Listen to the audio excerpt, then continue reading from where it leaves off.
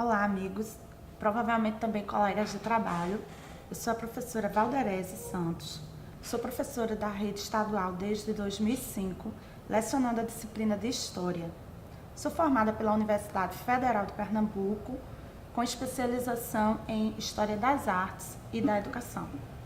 Iremos iniciar as aulas do módulo Educadores e Educandos, Tempos Históricos. Está dividido em 4 competências.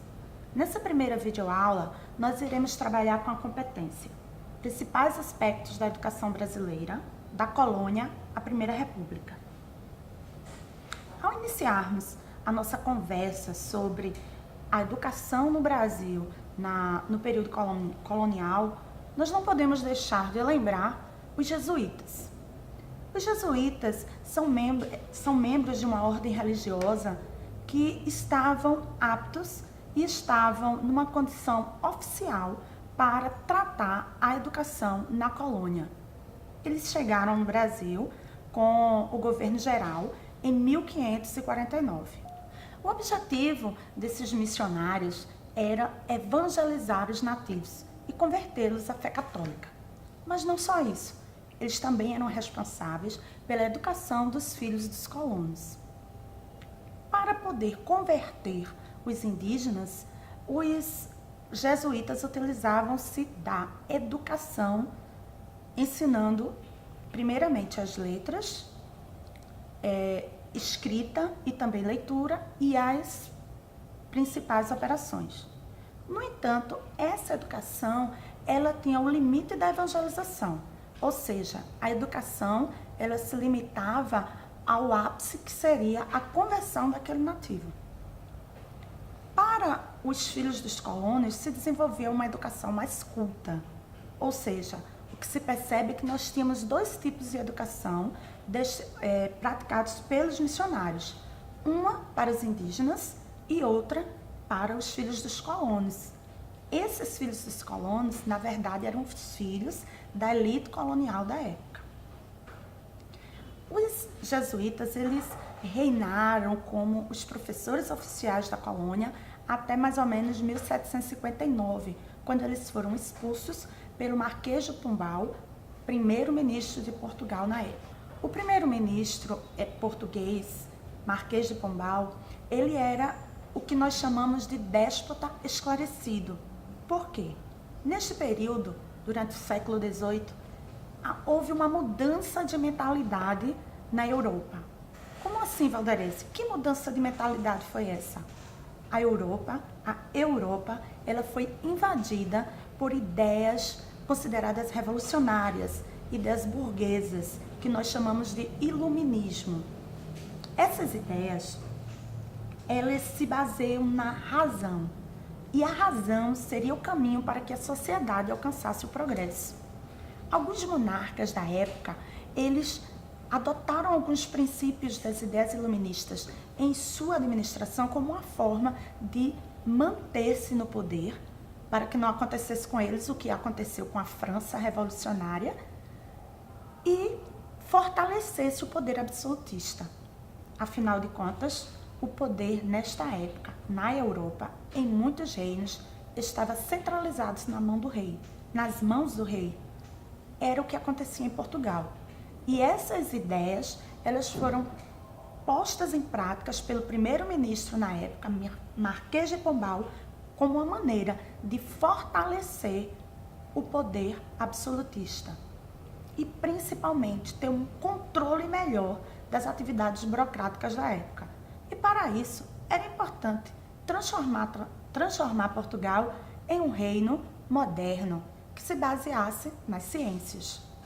Como o ensino jesuíta, que era hegemônico não só na colônia portuguesa na América, no caso o Brasil, mas também na metrópole Portugal, era hegemônico, o poder jesuítico, o ensinamento desenvolvido por eles era basicamente teológico. Então isso se tornava um empecilho para transformar Portugal em uma moderna nação europeia. Neste caso, o Marquês de Pombal, como uma forma, mais uma vez, de modernização do Estado burocrático, ele implementou uma série de reformas.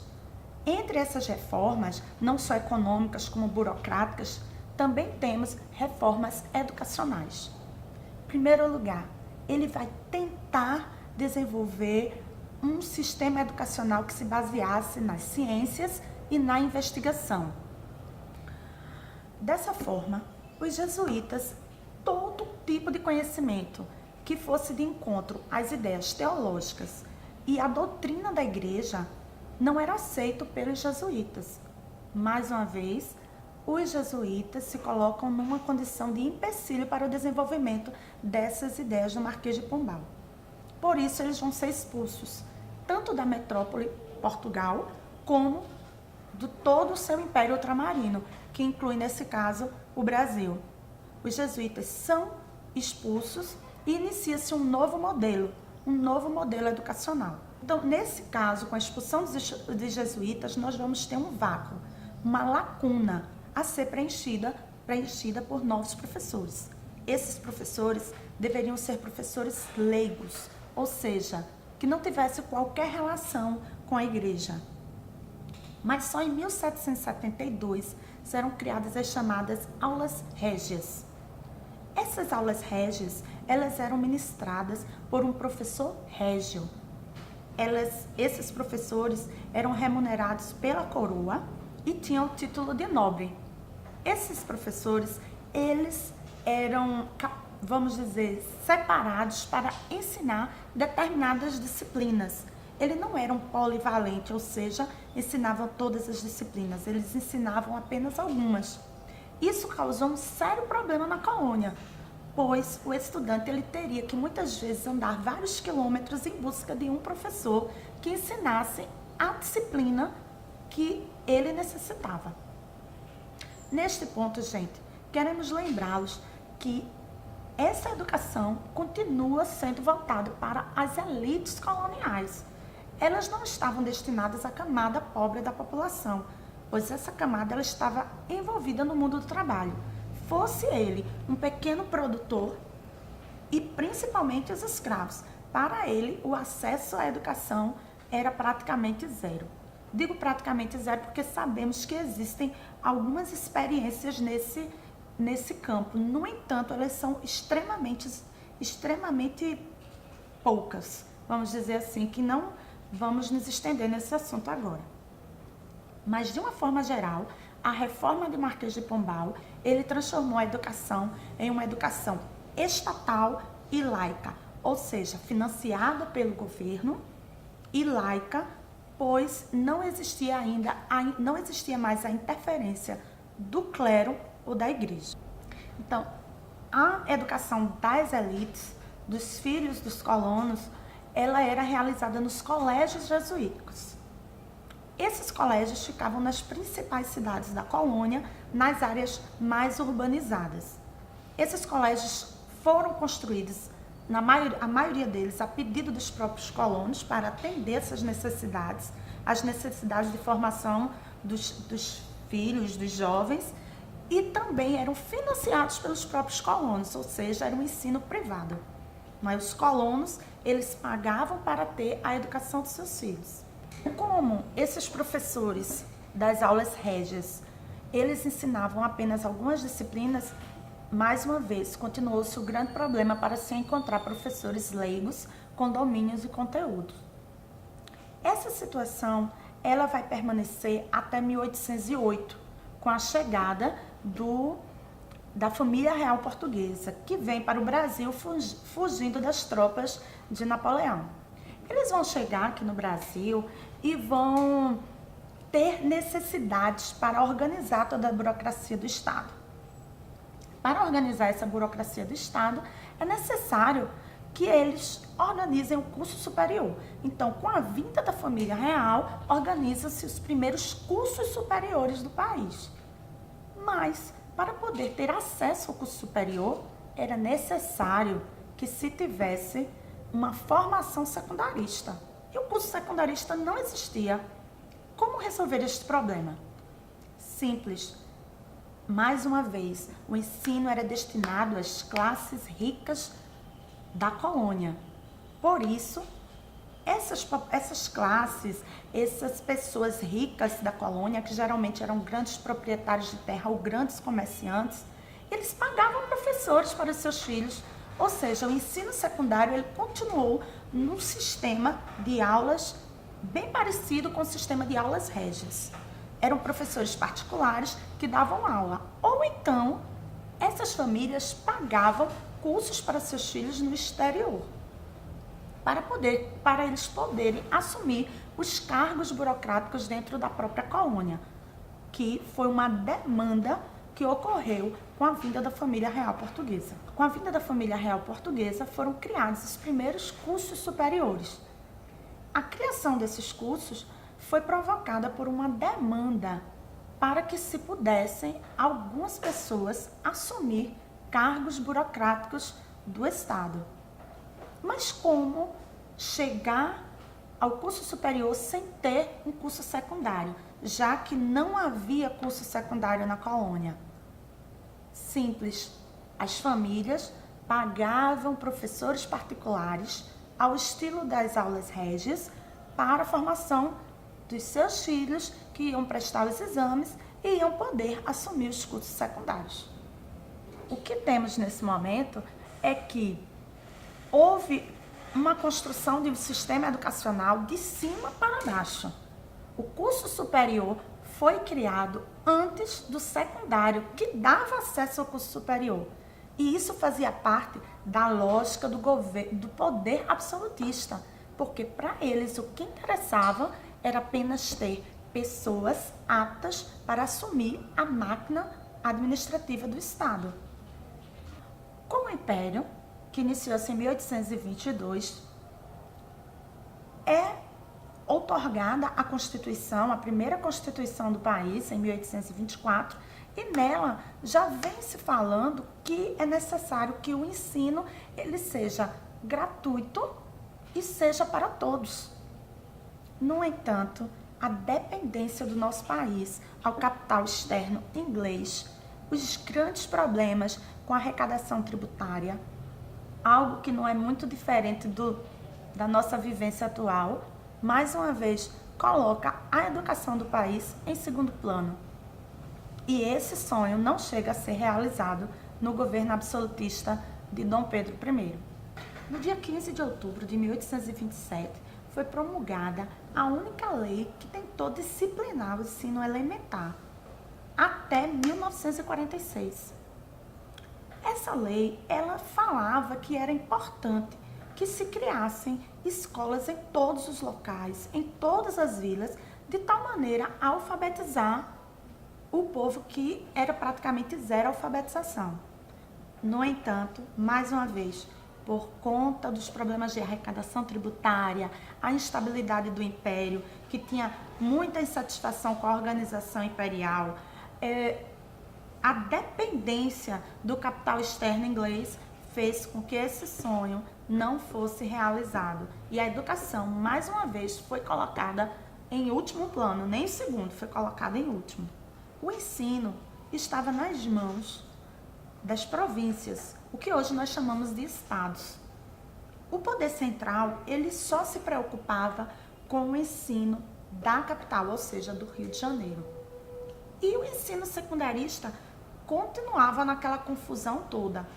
Um monte de aulas particulares que formavam, na verdade, cursos, e que esses cursos preparavam os alunos para exames, e esses exames davam acesso ao curso superior.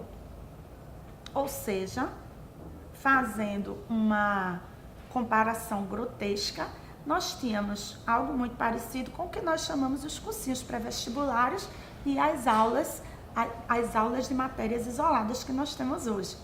Mas o nosso aluno atual, ele cursa um ensino médio. Naquela época, bastava comprovar que você tinha uma formação e fazer os exames.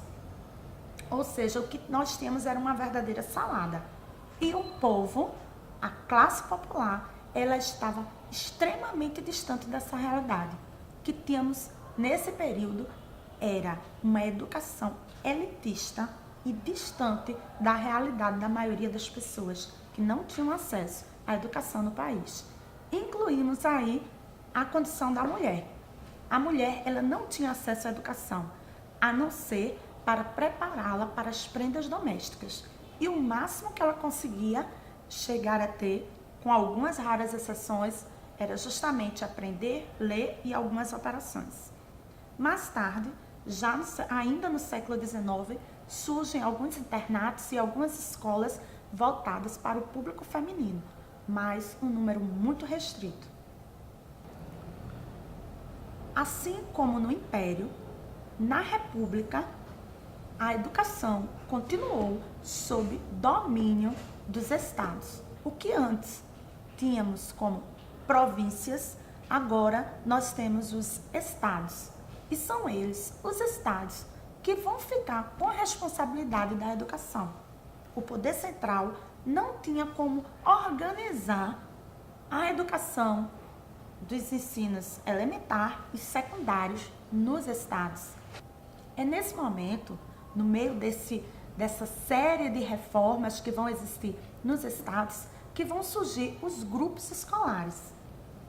Então, o que é que nós temos? Nós temos a imitação, vai se pegar esses exemplos de São Paulo com a criação do grupo escolar e vão se repetir em vários estados nas suas respectivas reformas educacionais. Mas o que era o grupo escolar? Era simples. Pegava-se as várias escolas que estavam espalhadas pelas cidades, nos vilarejos, e as concentrava em um único prédio, um prédio com características de uma escola. Existia uma pressão muito grande para transformar esse cenário da educação brasileira. Nós temos um cenário de 2 milhões de pessoas alfabetizadas apenas, em um universo de 14 milhões de habitantes, ou seja, 14% da população brasileira sabiam ler e escrever. Os grupos escolares, eles tinham a função de alfabetização. Mas por que esse interesse na alfabetização? A maioria da população, ela estava fora do contexto eleitoral, pois neste período só se podia votar ou ser votado as pessoas que fossem alfabetizadas. Nesse contexto, a maioria da população estava fora.